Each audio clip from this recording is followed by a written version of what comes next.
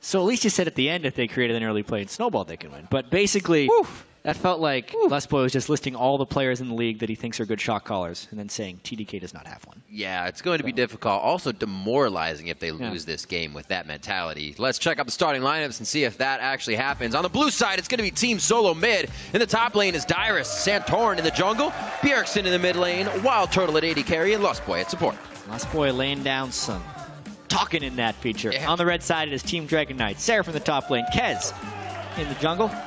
Bichon in mid lane. Latman AD carry. And, of course, Smoothie filling that support role. And it might just play out the way he says because of the mentality, the way TDK is feeling. We saw Seraph yesterday, and the first time I saw it, I'm like, you know, he shouldn't kind of be that down on himself because it's the sub-team and they have time. But to think of what he went through, how hard he fought in the Challenger Series, to come back with this team only to start with having to have subs for the first 3 weeks it hurts. Yeah, it hurts so bad because he had such a bad time with COG in his first split there in the LCS. And this time, it's going to be different. I got my own team. I'm doing my thing. But they've had this revolving door. Yeah. They were not able to get their main roster in. Then they also get penalized for submitting a false roster.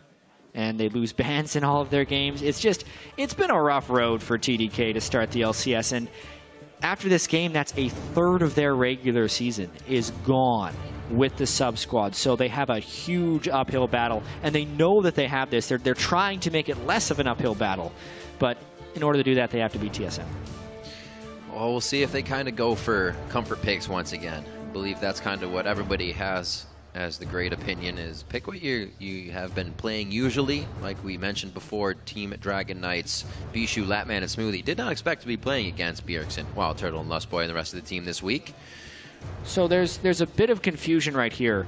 On the broadcast, it shows loss of ban, but in the champion select, they have actually banned 3 champions. So I'll get a clarification about whether they actually lost bans in both of their games this week, or if it was not this game and there was just a miscommunication with broadcast. Because the bans that I am seeing are Alistair, Rise, and LeBlanc at the moment. It did pop up on the first pick Kalista. Select. It's first pick Kalista. We will update in just a second with TDK's bans. And if this was an erroneous error of them to be allowed to ban, and they'd have to remake champion select, or if this is the intended champ select. 30 seconds left on the clock here as we start to pan out. It is known that Team Solo Mid kind of prioritizes Kalista with what we're seeing so far. They ban out Evelyn as their last one as well. Kez definitely being the shot caller, the more focus of the team for TDK in the early game, so why not hit him on his Nidalee and Evelyn? Yeah, I agree, and I got confirmation that TDK is allowed to ban this game. They were penalized for yesterday's game having no bans. This game, they have all of their bans. The graphic will be updated shortly, and here we go. Graphics will be updated for you shortly on the right side, so you can see the bans again. Alistar, Rise, and LeBlanc banned by Team Dragon Knight. So that Grag is taken by Kez. Still have a bit of Rek'Sai available. Haven't seen a lot of Sejuani lately. Yeah, definitely some fall-offs. Sejuani received a couple of nerfs, as well as Gragas. Seen in other regions. Yeah. People still throwing some games at her. Having the big plays. Rek'Sai is available for TSM. I would kind of expect Santorin to be playing that. They've been prioritizing it fairly heavily, even though, in my opinion, some of Santorin's worst games came on Rek'Sai. But she, as a champion, still very strong. I got the gender right today. Thank you very much, Internet. Of course, Rek'Sai's not in this game. Of course. The Rumble is, however, possibly for Dyrus. And the Annie. Looks like they're actually trying to light things up here. Lustboy on Annie. Pretty aggressive. So the ban's now on your screen as we get those filtered back out so we can see the whole deal and what Team Dragon Knights wanted to stop TSM from getting. Lustboy's Bard is actually still up, but the Annie gets picked even so. Most likely going to be Annie support. Yep. Annie Kalista, tremendous lane. Something that TSM yet to run so far this split, but incredible 2v2 power. Maybe even forcing a lane swap away from Latman and Smoothie if they don't want to suffer the consequences of that lane. And I really wonder what TDK is going to be going here to try and pick up a win. It almost seems that the champions that Seraph has been playing, you know, Rumble, Vladimir, Aurelia, Rumble, and Mundo across his 5 games, I think he needs to pick something that he really has large game impact on.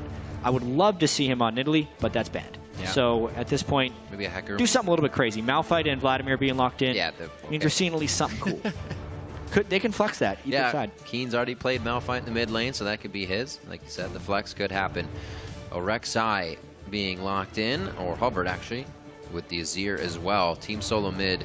Like this Kalista pick first for them, obviously being a priority pick, but you kind of look at what lane, needs to start picking up. Wild Turtle and Lustboy, definitely with that Kalista, could start making some numbers happen for the team early game. Yeah. Wild Turtle was actually having a very solid Kalista game against Team Dignitas, until, of course, he was caught out of position by the entire Team Dignitas team, which ended up in TSM's defeat. Well, that's kind of why they're the ones that need to step up. And the Echo gets locked in. Again? Very nice. All right. I like it. Let's see what Bjerg's going to do on this one. Remember, he did go 7-1-6 in their loss, which hopefully you can get a win out of that next time, because that's like an top farm in the game. Loss. He was 7-0 going into the last fight. He was 6 full items. He had 750 ability power. He was having a very, very strong Echo game. But it only counts if you win. Yeah. So almost only counts in horseshoes and hand. I mean, just think about the amount of points you get in Champion Mastery. If you lose, you barely get any. The win's all that matters. Just get small bonuses for the grade. The crowd wants Bard. Dragon Knights. Looks like they're going to go for Nautilus on this one. Last few chats with Smoothie. Gosh, these names. On the end there at the support. And they will be ready to go. TDK, for them to get a win here would be absolutely amazing. 1, for the mentality. 2, just cause. To have a sub lineup come through with a win is definitely one you want to be able to grab. It could be 0-6 after this, and that's going to make the second half of the split. Not even half yet. The second part of the split. Very, very hard. Yeah, now, what is support Malphite, I think, is what we have here. Maybe? See, this is what a sub-team should do. Honestly, they should be messing with people. They have like 4 flex picks right now that can fly into different lanes.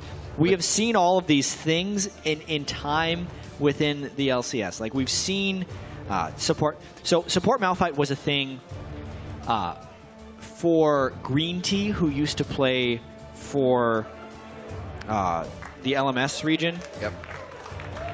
And we saw him on AHQ last year at Worlds. He'd played a lot of support Malphite. It is true. In that league. They also... It's had some sparing play in the LCK and the LPL, but it is incredibly rare. And I'm pretty sure this is the first Malphite in the history of the LCS on support. They have one hell of an initiation. Please correct me if I'm wrong for saying that. Do it. The game's about to go live, so tweet either hashtag TSM win or hashtag TDK win to @LOL Esports. As always, we will update those as we go through the game, and this is Bishu get some kills game right here. Everything basically sets him up for kills besides Vladimir and Corki. This is going to be one volatile game. I love this TDK champ select. They threw Gragas in the jungle, which is normal. Vladimir in the top lane, but then the Yasuo Malphite thing at the end is just so awesome. Malphite Yasuo, by the way, is so fun to play. Yep. Saw a nice EU combo. And now they get the Malphite as a support. He's not that bad of a support. We don't see him that often, but he can trade fairly well because he just charges up his passive shield. See, one time I was in a game as Malphite, you see how he has that little gray bar? I'll get into that later. Indeed. We got a quick note from Dyrus to listen in, as Dyrus has actually had a lot of respect for Seraph and his journey back into the LCS, as we were talking before. He was put into a really rough position with CLG, and he still worked at it, and he clawed his way back into the LCS through his own skills and own talents, along with the team he's brought with him. Hopefully those talents can come to use once they get the main roster in here, because he has done a lot of work, and to see that go to the side would just be terrible. Yes, it would. Back to support Malphite. Back to support Malphite? Yeah. The passive shield that Malphite gets at the start of the game, sometimes if you want to troll someone who's playing Malphite, just ask them why they have the shield mastery, because it looks like he has it, and they'll pretty much always think they have the wrong masteries, and then they'll remember they're playing Malphite, and that's part of the character. No one picks up that 50 health mastery on the defense tree. Other than that, though, I played a Singed yesterday that did. Did he win? No. That's too bad. Never wins. I've thought about using it for like some cheese jungle clears and stuff, but it's never worth it. okay, I like him as a support. Good at taking Gromp early on in the game. If you're in a heavy physical damage lane, it's good. Against Annie, I don't necessarily think it's that great. But it's mainly just his ability to trade back and forth because of the passive shield. See how much they can get down there. Stealing the movement speed of Callista doesn't really do too much. So yeah. I don't know how much that's going to help in their engages in the bot lane. She's just still going to hop Stealing right the move speed of a Callista does not stop the distance of the hop, as I have been reminded by Zyrene so many times. Yeah. Loves talking about that. It's based on the boot rank. Yeah. For how far you hop back. Right. See what this early game Smoothie can do. Not too Smoothie on that one, that's for sure. They got out level 2'd right there, and he took a whole bunch of damage. Rock or not, he went down pretty fast. Kez just walked over that ward above him, so Bjergsen can actually play this one nicely and kind of bait him out for a little bit longer. It looks like he's going to do so. And saying, yeah, completely, you have me tricked. Just waste a little time. Kez, however, goes back nice and early. Oh, this is great. So there was an amazing Yasuo versus Echo game in the LPL. It was IG versus LGD. So we got to see God V's Yasuo versus Rookie's Echo. And Kobe was like, man, what are the odds we see this in North America? None of these North American mid laners would be willing to pull out these champions. And like, I think we'll see it sometime. Yeah. He's going to probably say that the story went somewhat differently. But Kobe, it's happening right now. We got Yasuo versus Echo. This is such an exciting lane to watch. All the dashing around, the dodging of the skill shots, especially when you have Echo's Time Winder with the tornado that Yasuo throws out. Being able to dodge in between those spells is just so entertaining. Both Bjergsen and Bishu have had their time on Yasuo in their highlight videos. As we see Kez getting his belly into places it shouldn't be, which is Santorin's jungle. He's not too happy about that, and he gets pushed out. Santorin still has a bit of a CS lead, even though that pressure was there. Yes, sir. Dyrus just hitting ass, burning down the minions right in front of the turret. Actually pretty hard for Seraph to get that early CS without having the cooldowns on Vlad. Yeah, Vlad needs a few levels before he can start picking up. I like how both those guys started boots, because they know how critical move speed is in that matchup between Vladimir and Rumble. That shard damage coming through for Smoothie. They have the Ignite, though. Maybe they can go hard once the fight hits. If you get popped up and Lustboy can't get that exhaust down, Latman might be able to poke from the outside. All easier said than done. And got a little ways before they're going to get those ultimate fights on. Easy clears here for Bjergsen in the mid lane with Time Winder, leaving Bishu to his turret, and not too bad in CS on either side there. Bjergsen actually missing a few in his haste to clear and get back, but he's not going to have too much trouble. Double ring? Yeah. A little bit of extra mana regen. Although we've seen a lot of Echoes go double Thorns in Emerald and Omicron, and it seems like they have an abundance of mana, especially with a Crystalline Flask. So I feel like that was just Bjergsen saw the window with the wave pushed up that he was going to end up going back to base, getting a little bit more immediate power, because there's going to be some frequent fights in this lane, maybe even a level 6, so he wants to make sure he has as much power as possible for those fights. You can see Bishu's actually echoing that, also going double Thorns. Both these guys have the no pun intended idea to fight. No pressure on the Latman there. They were just playing the minion wave, playing it safe. Actually hits that without too much vision. And it looks like Lustboy is definitely ready to get an attack on here. Slowly moving back and forth, I should say, but not really giving away that they want to get that engage on. Just a few light pings out. Santorin clearing the pink. I don't think Kez is going to be able to do too much off this. So Santorin's Rek'Sai early game, haven't seen too much of it just yet. He was able to pretty much stop Kez on getting in early. Yeah, Kez had that nice invade. Yeah. But wasn't able to draw any blood. Yeah, a nice ward there by Santorin at the Raptors of Kez. Keep vision on the guy that's calling shots as well as making some of the plays in the early game. That's the guy you want to keep an eye on. Kez also having a big hand in the first bloods that TDK can get. Oh dear. And there it is, the stun they've been holding. It was just when they hit level 5, Latman with no mana as well. So pretty much zero chance that TSM would lose that engage. Yeah, it's a very troubling lane now for Latman and Smoothie. Down 15 CS before the recall. And you still not even have the impact of Malphite ult, because they can just Malphite ult you back. Yeah. Oh boy. Oh dear. Wind wall's down. They both flash over it. He tries to clear the side. Bishu keeps himself alive. Nicely done there. Had to blow both and the exhaust, and that's pretty much what saved his life. Yeah, wind wall blocked the coming back of the chrono break, and then when Bjergsen popped of the time winder. These echo skills, I'm going to get him eventually. Fight in the top lane. Chemo plague down onto Dyrone. He just shields himself up. He's fine. Nice try by Seraph. He is starting to get that lane back in his favor, though, as he starts to get a few levels. I'll get this one right. In the Echo versus Yasuo duel, yes, Yasuo was able to win wall the second half of Time Winder and then get out of range before Bjergsen could chrono break him, therefore making the nice escape on the gank. Bingo. Wind wall timing in this matchup is so important. This is one of the ways Echo accesses the end of his burst combo. Very trickily played. Bishu keeping those tense moments under the turret in his favor. Maybe they might be back, though, to rinse and repeat. That was the second time quickly we had seen Santorin mid to shut down Bishu. And that time they were actually able to get a few summoners. No real lead in any lane but the 80 carries, as we saw Wild Turtle and Lustboy pushing out Latman and Smoothie. But you can't expect that to work as the best lane against a top-tier North American team in the first place. So you either pressure it a ton with Kez, or you try to just keep things safe. Yeah, and we saw Lustboy talking before. They don't really think there's any way TDK can win unless they get some type of early game snowball going. Yeah, that's falling away. Very conservative macro game early on from TSM, having faith that as long as they just don't fall behind, they'll be able to do fine. Love watching these Echo games. As soon as a champion comes out, you kind of compare what pros are doing and whatnot. Still have yet to see the big plays. But you definitely see a lot of Echoes farming with that phase dive for the last bit of CS. Not too much mana cost. It's super easy to use. Pawn had a really interesting Echo over in the LPL. He was one of the people that probably used the Echo ultimate most successfully.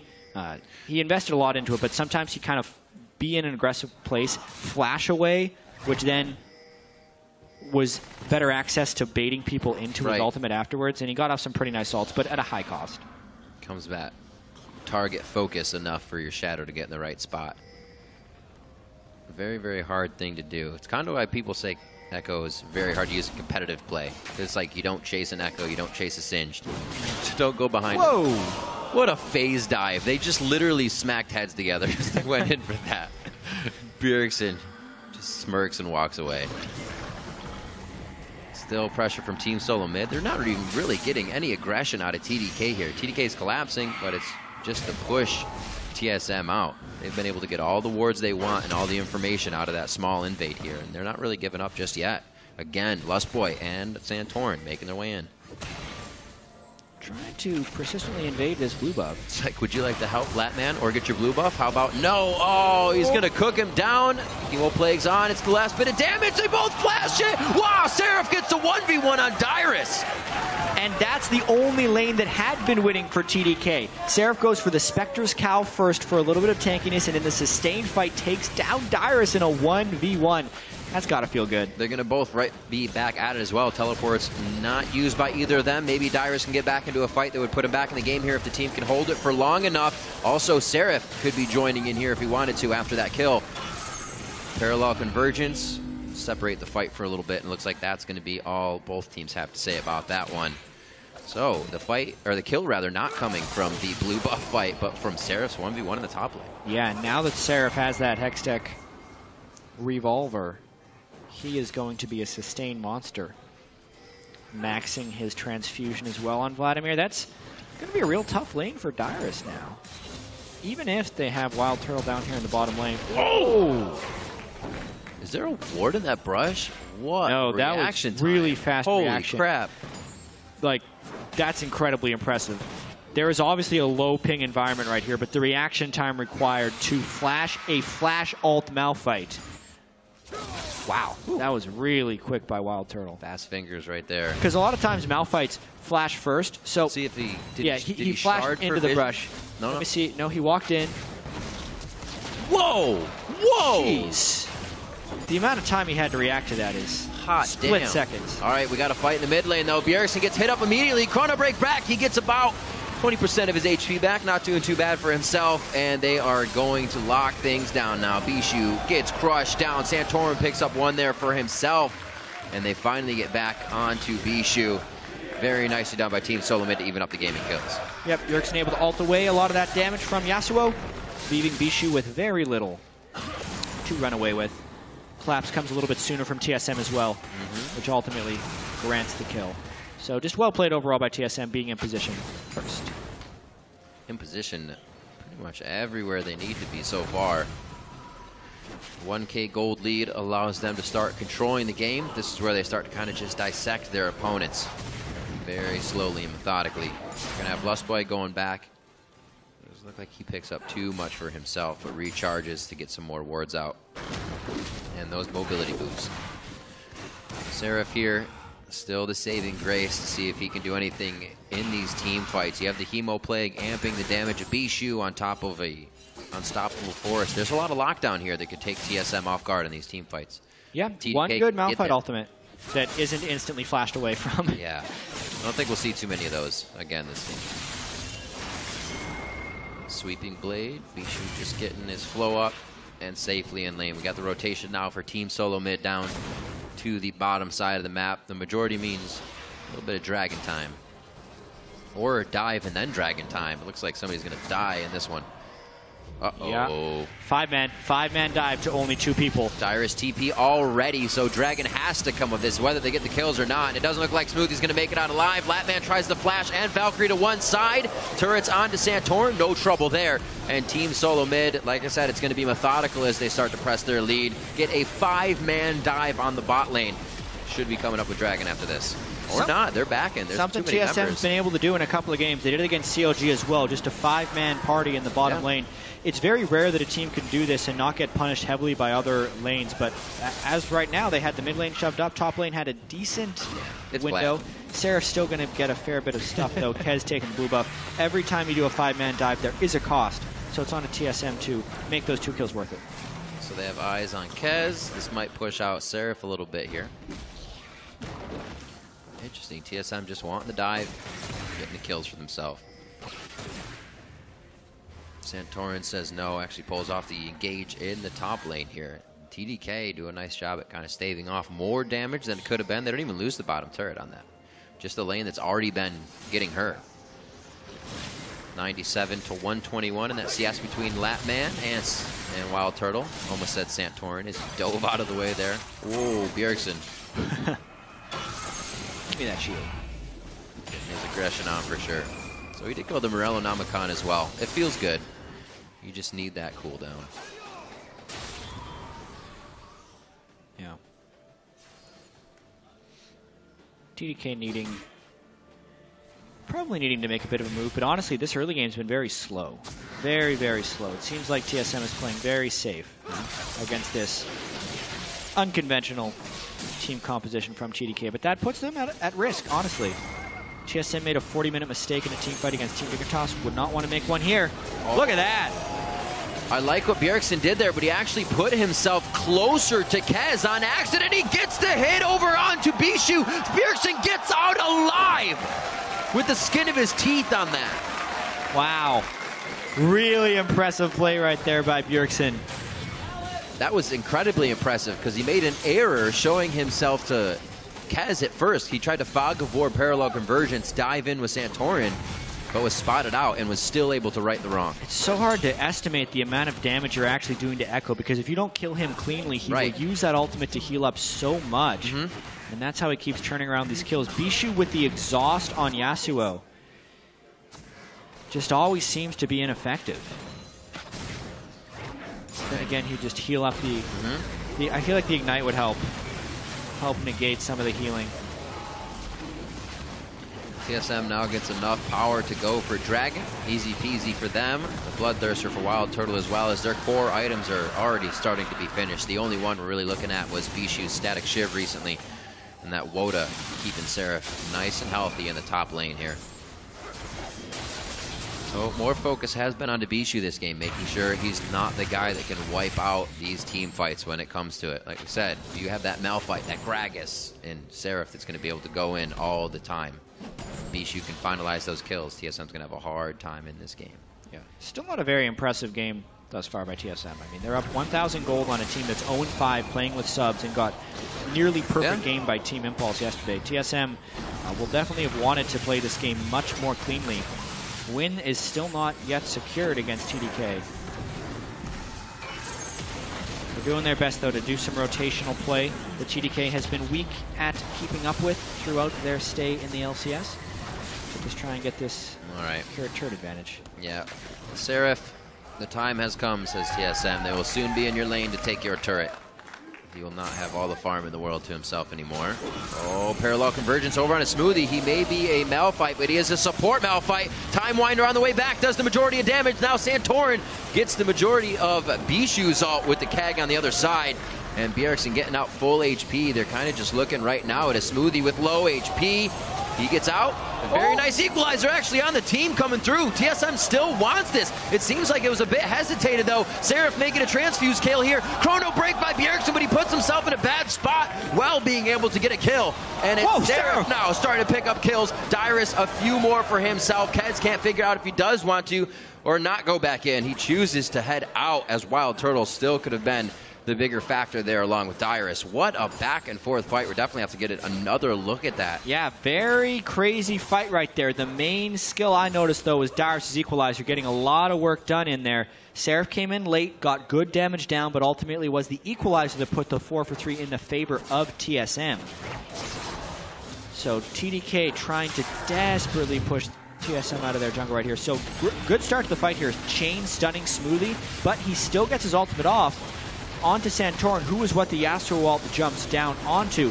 Then they knock him back with the Gragas ultimate while Dyrus isn't there. So temporarily it's a 5v3 because they kill him so quickly, but Lustboy goes in for Flash Tibbers, really trying to chain the stuns with the parallel convergence. Doesn't quite get it there. Bishu probably shouldn't have gone back in, but you could tell the call was to fight because Seraph was going in anyway, so he did any damage he could. Bjergsen is able to Time Winder some of that damage back, then end up trading kills, but Dyrus strong at the end of the day. Chrono Break. Why is the ultimate Time Winder when he's... if he's winding time, that's what he's doing with his ultimate. Chronologically, it's like time you're breaking Chrono. Yeah, I need to read up on my time. What I do like about what happened in that, actually, in the interaction-wise, is that Bjergsen had Hemoplague on, and that time actually was longer than what Bjergsen had to get back, so he ulted and Hemoplague still did its majority amount of damage as soon as he got back to the fight. So he took a huge burst and went down instantly. This little treat there, Hemoplague kind of working against the Echo ultimate, and definitely working in favor of TDK for a bit of that fight. It's 32,000 gold to 28 now. TDK staying within range to really make this a very good game against Team Solo Mid. And now they really push to the wayside. Parallel convergence, such a great spell for being able to just distribute people in an area and get them out of there. TSM's got a couple of squishy targets right here.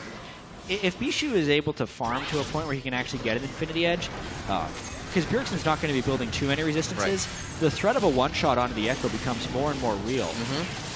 Malphite ulting on top of an Infinity Edge Yasuo comboing and just bursting him down during the duration of CC. One of the things why I love Bjergsen's second item, Zanya's pretty much guarantees you can get that ultimate off. Nobody else is mashing R harder than you are coming out of that.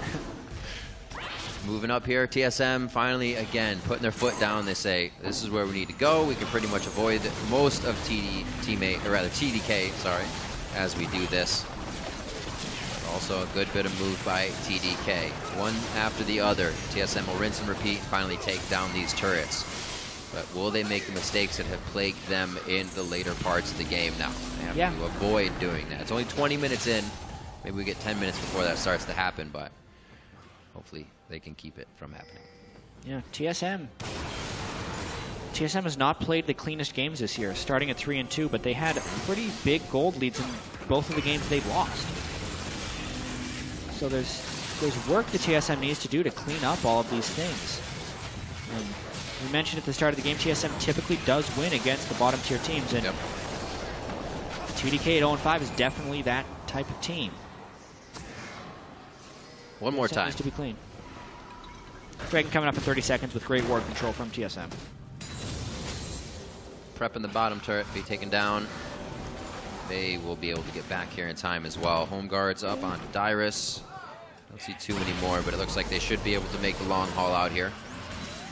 He's getting mid lane push, so TDK has something else to think about here as they set things up nice and easy for this dragon fight. Like you said, got to watch for those ultimates. Smoothie on the Malphite. Kaz coming in, trying to disperse the team as well with that explosive cast.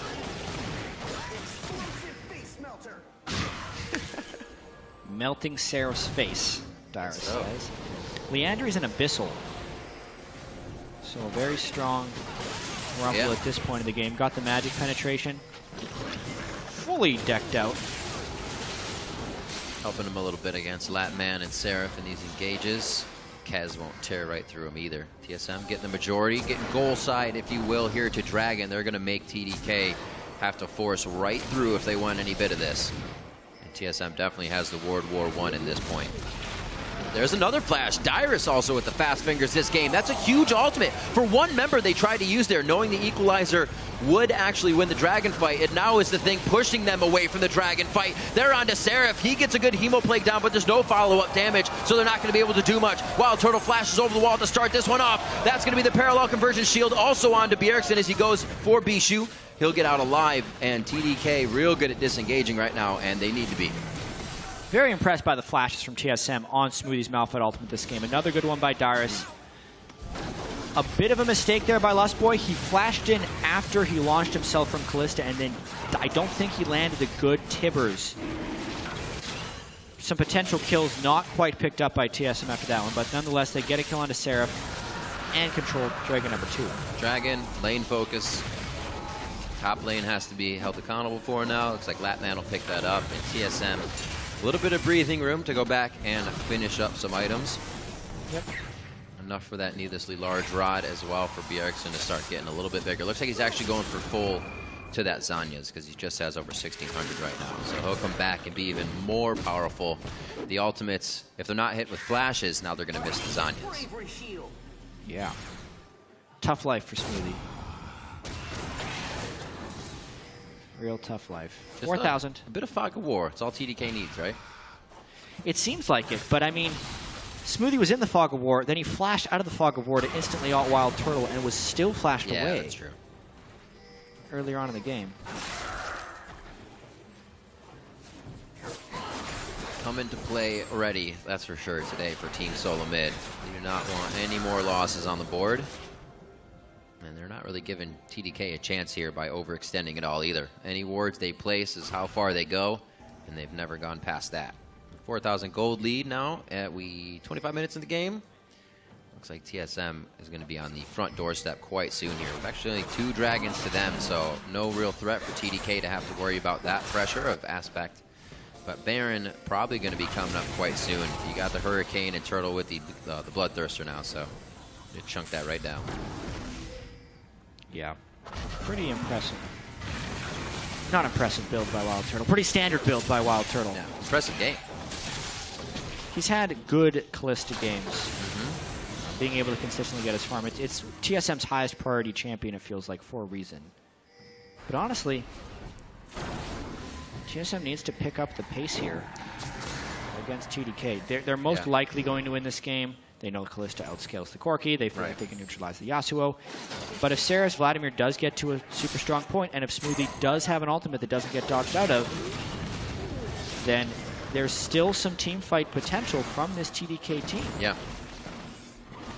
Which is kind of unthinkable that TDK would be in a position to even make an upset against Team Solo Mode. And this should be the point, as you were saying, with kind of who they're playing against, a sub-team, where they do go for those attacks, they do go for those kills. Because if you think of the ever-looming MSI, world-class teams aren't going to pause like this. They're going to continuously crush you down, especially against a sub-team. They'll take every advantage that they can. So this pause of TSM would be another team getting back in as much as they can. Yes, it would. You need to have a killer instinct on the world stage. Otherwise, a team like SK Telecom, as we even saw at MSI, would come back from 8 and 10,000 gold fairly routinely against top teams from other regions. So very important to be able to close. Looks like the shot calling is coming out from Team Solo Mid. Organized in their movement here. Power in numbers, that's for sure. The teleport could be where they get the upper hand here. There's a hit. Another one on the Smoothie. Gonna do that all game. Or, as long as they keep poking Smoothie down, he's such a squishy support Malphite. Yep. It makes an ultimate in from him usually just end up in immediate death. Pretty good poke that's come out from Bjergsen's Echo. Well, there he goes, though. The Echo ultimate actually right on the team. He's not going to be able to use it anymore for damage. There's a kill going on to Wild Turtle immediately. He even used the summoner heal there for the team.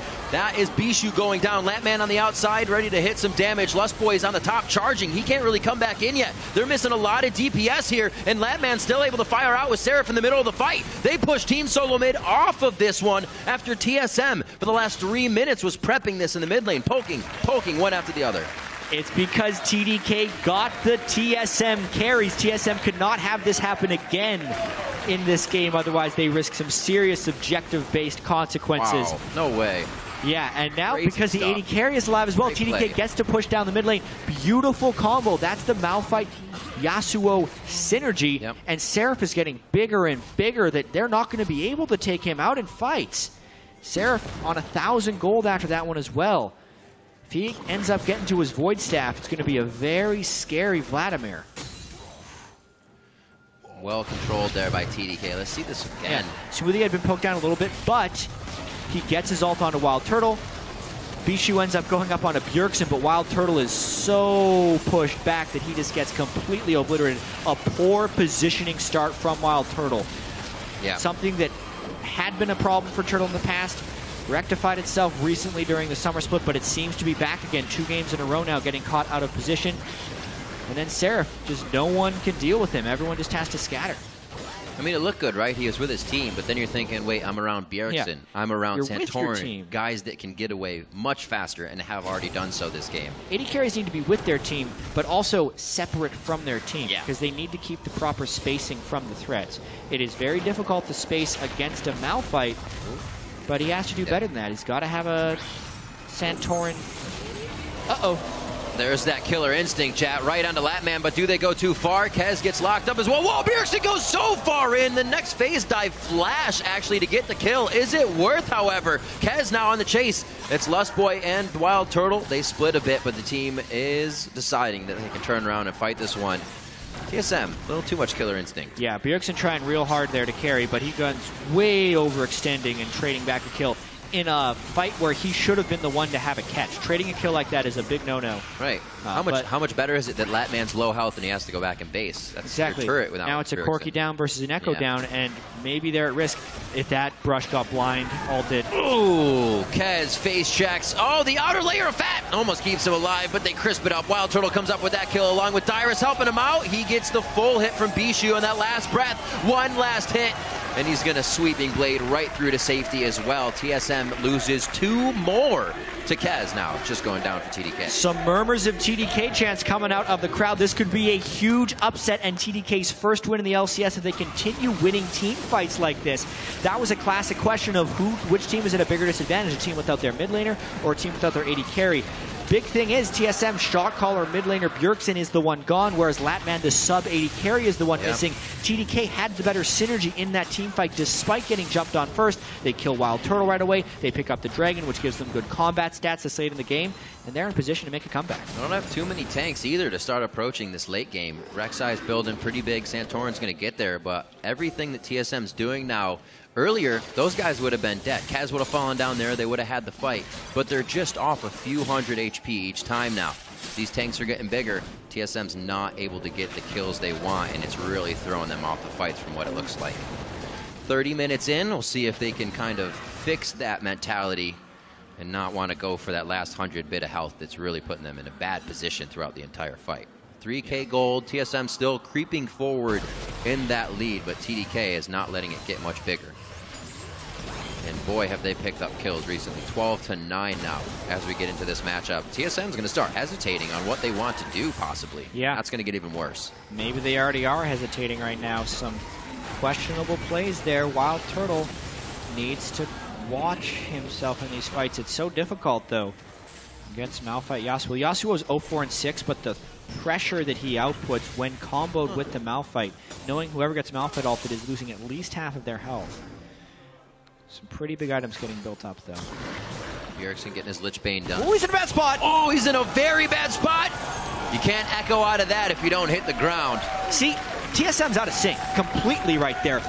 Bjergsen had no reason to be there. They had no ward coverage. The team wasn't near. And TDK is preying on that out of syncness.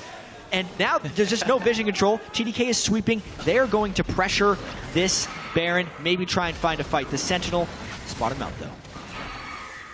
This could be a moment for TDK to take control. I like the way they're synergizing items as well, complement each other, allowing that Frozen Heart onto Smoothie's Malphite. Tons of AP for Seraph in the top lane. He almost has a Zhonya's himself, and these guys are starting to tear through the HP bars of Team Solo Mid. A lot of respect being given now in these fights. Obviously, Bjergsen's not here, but they're just trying to make sure that TDK isn't grabbing a free-to-go Baron right now. Yeah. TDK still down 3,000 gold. It doesn't look like it. Not with the way they're playing. Man. Seraph going to clear that big wave in the bottom lane. What a game this is turning out to be. Completely unexpected to have such a close game, 33 minutes in here. Seraph would have to teleport in afterwards. Missed initiation. It hit. The channel got off. Latman actually took the initial damage from that. Bjergsen goes hard. Lich Bane's able to crush down onto Latman there. This is the out. Now they don't engage on the fight. They take the advantage. They keep rolling with it. Double kill going over onto Seraph. Very nicely done as he teleported in for the fight. And it is going to be big now for TSM. That was the mistake they needed TDK to make. Looked like Lustboy actually got the stun when he went in there, even though it was flashed away afterwards. So they were temporarily disabled for the Rek'Sai to come in, and that led to a big play from Bjergsen, who's now trying to make an even bigger one. Oh, dog, you're not that powerful. Zhonya's goes off. Can they get over the wall? Here comes the equalizer. They lay out the red carpet for Kaz, and Bishu's going to be in the fight as well. The Zhonya's goes down. So does Bishu. That's the ace as Latman comes back up just now. Clever play there by Bjergsen. He Zhonya's, and then as he's coming out of the Zhonya's, his clone is right next to him, so he actually gets the full damage from his ultimate. Ace plus Baron, TSM back in control. Back in control. Breathe a sigh of relief here as they make their way in. Still probably unhappy with the middle part of that game. Somewhere they continuously fall behind a little bit. This time they have been able to find their way back in. The choose your own adventure is in their favor. And Lustboy hits that ultimate. It was actually quite close to missing as well.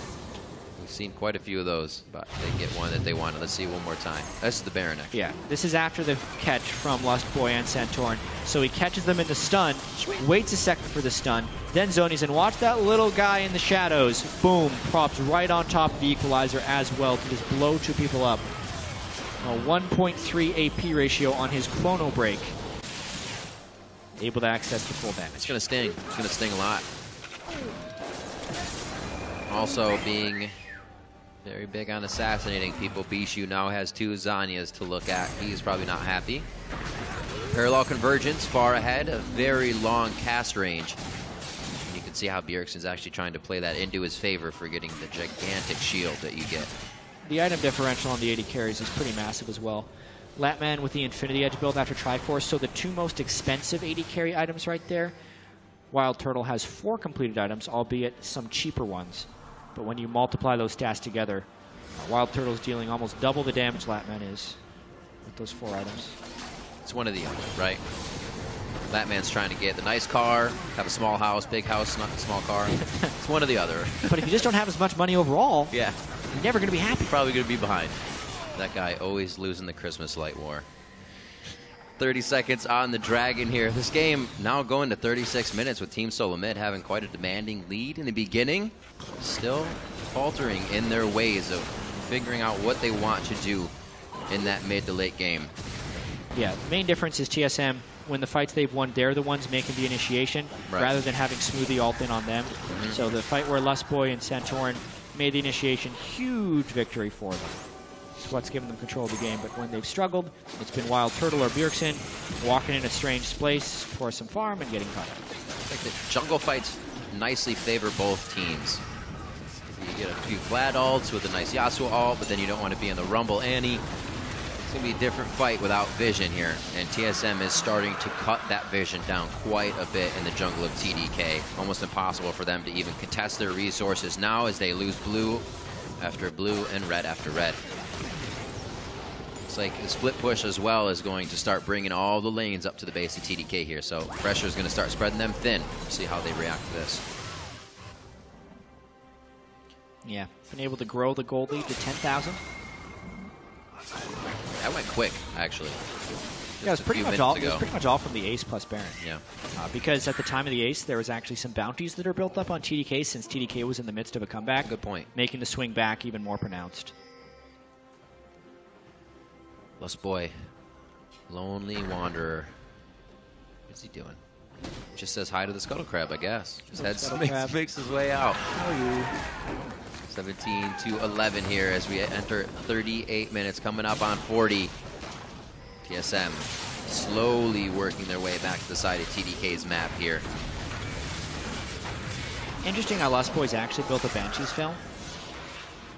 So if Malphite does catch him in the ultimate for the initiation, Lust Boy will be able to counter initiate very well, since he won't be the one knocked up, and then he can flash ult to stop the follow-up. It's pretty clever. Good item build by Lust Boy. Also has Fate's Call to get him out of sticky situations, so it's like everybody has a Zanya's here. Yeah, it's pretty much the only way. Yeah, it's pretty much the only way Lust Boy can counter the initiation as well, because a Mikhail's would not stop the knockup chain. No, it wouldn't. The only way he stops it is if he avoids the knockup himself and then stuns the people who would follow up. I want to see him drink that iron elixir. How big does Annie get? Not very big. I don't think Annie gets very big. Are you going to be like body blocking Corky Rocket? Yeah. Annie becomes normal sized. What is this? So we'll get Annie the later years in a few minutes when he gets the iron pot on. Oh, that's the fog that they need. And look at, you said the teams have to stay together, but the AD carry has to stay different, chat, and that's what Wild Turtle's doing. Off to the side. If anything went crazy, he would not be in the Malphite ulti. Parallel conversions for a little bit of vision, and they're not going to be able to get anything out of it. TDK is like, we know what you're doing. We're not falling for that. Walking into a dark jungle right now would be the game. Absolutely it would be. Looks like this push might be able to do a little bit. There's not a whole heck of a lot of wave clear without them having to get into range. And you can already see that Smoothie wants that engage on the team. As soon as they see him, they hightail it out of there. I heard the sound. Lust Boy drank the iron elixir. Look at that giant Annie. It's like almost the size of Rumble. It's like a bobblehead Annie now. Kind of, yeah. All right. He's like the size. Oh, she is the size of Callista. Main thing is now when he flashes in, he puts the path of iron behind him and people can follow in. There you go. He has those distortion boots to make sure his flash is up and ready, which it is. And they are getting pushed off of this quite hard. It might be hard for TDK to clear this. They can just cycle each other in and out well enough to not lose that much HP. So a failed attempt by Team Solo Mid. They tried to not go too hard under the turret. Yeah. Don't want to do that. They're half-hearted engages. But now they're a little bit spread out. They see Echo in the top lane and TDK. Righteous glory. Nope. Nice talisman there by Lust Boy. He wants back in. TSM's basically waiting for the next Baron, or hoping that TDK makes a mistake in the meanwhile. But they've had TDK in their base for so long. This is the way you get the very best vision control over Baron, is not necessarily by sweeping it out, but by making sure no one leaves the enemy base for 5 minutes. So nothing but a pink ward would be able to withstand that long of a wait, and you're going to see a pink ward walk through your own jungle. So once the Baron respawns, TSM can breadcrumb ward from TDK's base to the Baron, and also know that there's no vision of them at the Baron pit. Right here already, there's two trailing behind them to keep safe. Bishu will not have that third Steel Tempest coming in to get initiation off for himself. Charge that up hopefully on these minions. Back and forth here, this yo-yo game between the Baron pit and TDK's base. TSM trying to catch TDK in their perfect engage. Bjergsen always up front, trying to put that shadow in the right spot as well as maybe get an engage. Right now he's playing a good amount of distraction game. Chrono Break isn't anything he wants to hit just yet. Baron is peeled off by Team Solo Mid. Lust Boy just out of range to start taking down Kaz, and I don't think they wanted to start on the big man. Yeah, afraid to go for the all-in trade there. Quite low there, Bjergsen, on your mana. Bjergsen, half mana, 3/4 health. Santorin, let's say 4/6 health right now. Yeah. And there's a fight. They got Wild Turtle. Oh my God. Bishu actually gets that as well. He gets right into the middle. Goes back in onto Wild Turtle. Crushes him down. We're now watching Seraph take down Wild Turtle as well. These guys are just making it happen. Bishu looks for Bjergsen. He gets him. Santorin now is doing what he can as they claw through. And even though TDK was on the outside of the fight looking in, it's TSM that comes up with a win there. It looked like Bjergsen pulled off some pretty sick moves in order to win that fight. Wild Turtle got focused down really heavily, but it looked like Echo did the majority of people's damage in that fight. So TDK, they tried to find that fight. They withstood 42+ minutes of TSM, and now they lose their inhibitor. The same thing I think that confused me there was I thought Bishu took down Wild Turtle, but it was Seraph. They had too much focus on a guy that was already going to die. Well, it's tricky with Blade of the Ruin King and Bloodthirster. It's not an easy task to take down a Callisto. You have to make sure to get all the health down at once. So watch this. They burn the Wind Wall a little bit early too, so Wind Wall doesn't block anything. And then it's Lustboy with the Tibbers right on top of the initiation to try and save people. But main thing is Bjergsen diving all the way in to finish off the AD carry, and then he ultimates back in for damage onto Seraph and Kez, which was critical in this fight. Yes, they take him down afterwards, but by that point, since he had taken down the main carries, damage-wise, the damage was done. But they just get an inhibitor off of it. Still a lot of work to do. But it shouldn't. It seems like they should be in the base now. We're getting pretty full items in this game. I mean, Thornmail now onto Santorin. Yeah. I mean, That's for TSM, TSM, much for Bishu. For TSM, this is a hugely disappointing game. Like, this is a team that has world aspirations. Yeah. They had an incredibly poor performance at MSI, and they are just not looking like a quality worldwide team.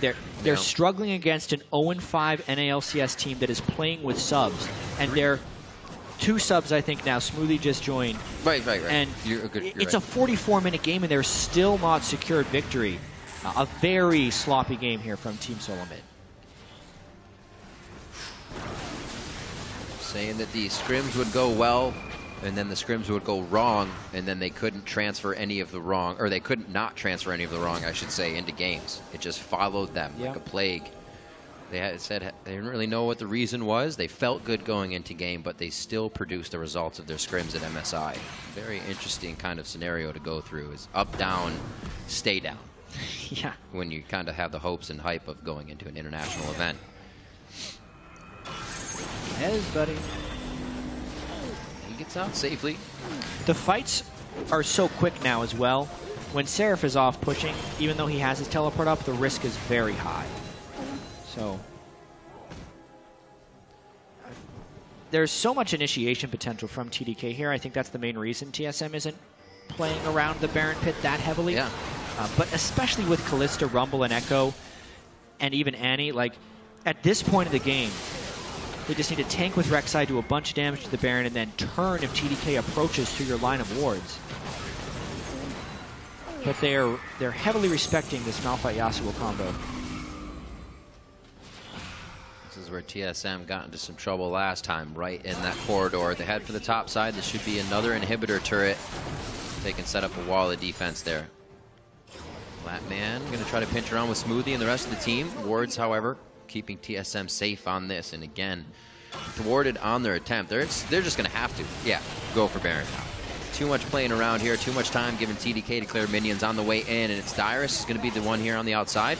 Equalizer would be a very nice slow, and the entire team right through that choke. Hey. TDK can't do much, and it's going to be quite hard for them to clear these minions as well once the Baron minions start hitting the turrets. Congratulations, TSM gets the Baron. 4 dragons. They also have another win condition at potentially 5.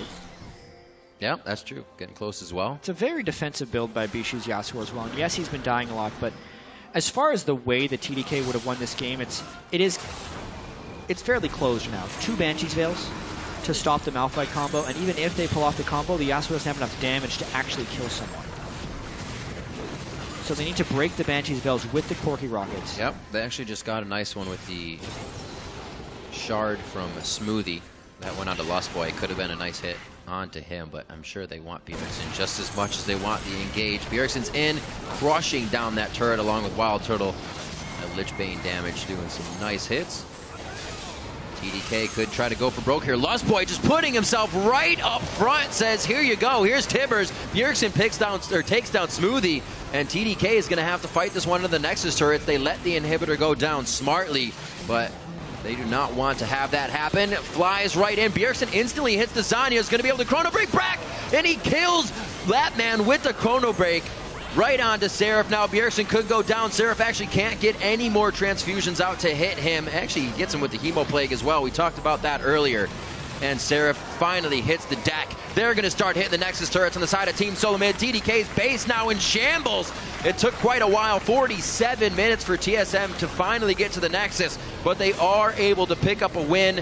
Now going 4-2. 47 minutes in, Team Solomid takes down TDK.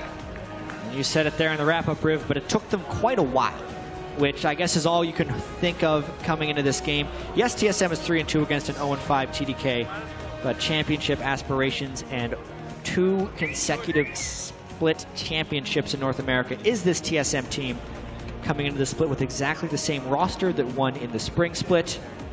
And you can kind of see it on their faces. They want to do better than that. Yeah. Unfortunately for TDK, the sub-squad again had a fairly valiant game, much better than their game yesterday against Team Impulse. But at the end of the day, still staring at the defeat screen. Very unfortunate. What to come is the question for those gentlemen on Team Dragon Knights. What will the new members of the team do? They're still putting up plays here and there, even in their games where they're down. So will the full composition of that main roster be able to pull them in wins starting in week 4 if they do have Ninja and Emperor back on the team? Yeah, it's true. The season, hopefully for TDK, starts next week, assuming they can finally get Ninja and Emperor into the team. So many complications. Again, chatting with Seraph, who worked so hard to get back to the spot. His solo kill on Dyrus with Vladimir in the top lane. For naught in the end, with the fight the Team Solomid put up. Seraph doing his very best, 373 CS on the Vladimir, second highest in the game, 2 Wild Turtles Callista. Yeah. And of course that solo kill on Dyrus. All he could do. But all he could do. 47 minutes in, almost did. Well, Team Solomid playing another strong matchup there. Hopefully for the fans, fixing a lot of the errors. The mid game, never a place to plague them before. It just seems to be like where the void is for them. So some things are still true. Like TSM didn't lose to the bottom tier teams. They always seem to scrap it together, even if they have rough games against these teams. But it's definitely not the clean TSM that they want to be, or like the TSM that arrived in the playoffs last split, when they lose the first game of a series and then win the next 3. Those 3 wins in a row were always very clean for Team Solomid. Not looking like that right now, that's for sure. Well, you know what? We always get to see what's happening inside the minds of TSM in their footage and on our analyst desk. So there you go. To break down that game, we're going to send it over to our guys on the analyst desk.